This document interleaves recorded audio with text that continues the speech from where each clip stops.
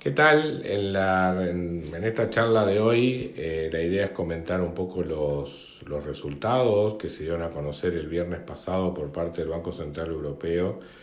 en lo que tiene que ver con los stress test que se realizaron sobre un núcleo importante de bancos en ese país que representan, en esa región, que representan aproximadamente un 70% de los activos totales que manejan los bancos en la Unión Europea. Entonces, básicamente los temas que vamos a tocar son comentar esos resultados en primer lugar, segundo, ver algunos casos que fueron señalados en los resultados, y tercero, hacer un balance de riesgos y nuestra visión sobre lo que son las oportunidades de inversión en el sector bancario europeo. Yendo a lo primero, al stress test. Bueno, esto es una política, un instrumento, digamos, de prevención que viene utilizando el Banco Central Europeo desde hace algunos años, que básicamente consiste en someter a los estados financieros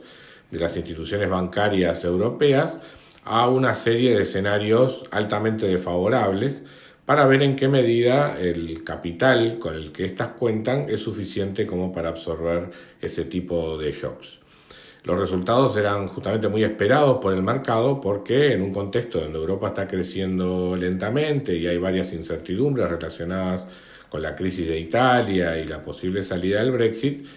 conocer un poco cuál era la situación del sistema bancario europeo frente a un escenario adverso era algo que para el mercado era importante tener una evaluación. Los resultados no dieron sorpresas y en general fueron positivos, o sea, ninguno de los bancos evaluados por el Banco Central Europeo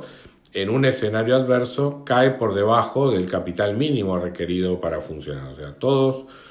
creo que un 48 bancos, digamos, evaluados, que son de los principales bancos europeos,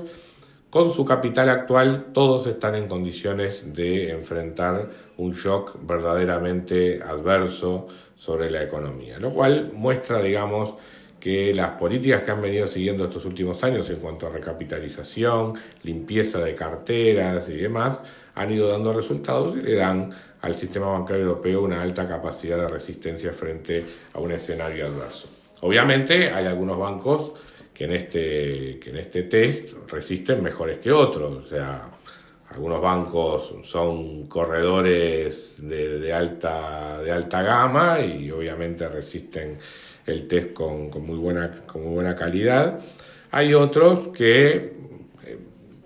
quedan más cerca del límite, pero hay que señalar que ninguno queda en una situación de tener que ser capitalizado. Recordemos que hace unos años justamente varios bancos europeos tuvieron que salir a buscar capital porque en un escenario adverso estaban en dificultades para poder mantener los requisitos regulatorios. Entre los bancos que tuvieron más problemas, pero que de todas maneras sobrellevaron la prueba y que eran esperados con mucha expectativa en el mercado, están los casos de Barclays, el caso del Deutsche Bank, que ha venido teniendo resultados negativos y venía teniendo bastante problemas. Aún en este caso el Deutsche es un banco que ante una situación adversa sigue manteniendo un capital superior al mínimo requerido. El Lloyds Bank es otro que también se esperaba con preocupación y que también tuvo un resultado que es resistente a un escenario adverso, o el caso del francés Société Générale. Incluso los bancos italianos, que están bastante en boga en estos días por lo que puede ser el impacto de la suba del costo de la deuda italiana, también ellos, los 4 bancos italianos que fueron analizados en esta muestra, que son los principales bancos de ese país, todos resistieron razonablemente la situación de un escenario adverso. Entonces, ¿qué conclusión cabe esperar de eso? Bueno, que en la medida que estos resultados reflejan que hay una capacidad de solvencia suficiente en los bancos europeos como para enfrentar escenarios adversos, en una situación donde de por sí las valuaciones hoy por hoy son atractivas, parece ser una clase de activos en la cual poder ingresar con cierto grado de seguridad y con una expectativa razonable de retorno en la medida que se eliminen 3 o 4 nubarrones que existen en el horizonte de Europa. El primero es que, todavía no se termina de confirmar que Europa esté en una situación de crecimiento, va a haber que seguir viendo los datos en los próximos tiempos. El Banco Central Europeo ya dijo que va a eliminar el quantitative easing en el correr de este año y que posiblemente el año que viene comience un proceso de suba de tasa de interés. Bueno, ese es el primer factor que seguramente va a haber que estar analizando con cuidado.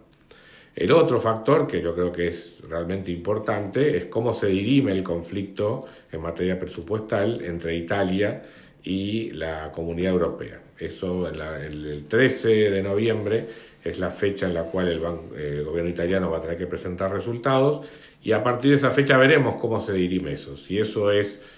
finalmente se llega a un acuerdo, yo creo que prácticamente no habría obstáculos para una recuperación fuerte de valores o de activos en el sistema bancario, en Italia en particular y en Europa en general. O sea que sobre esos temas vamos a seguir viendo las perspectivas y haciendo las recomendaciones correspondientes. Muchas gracias.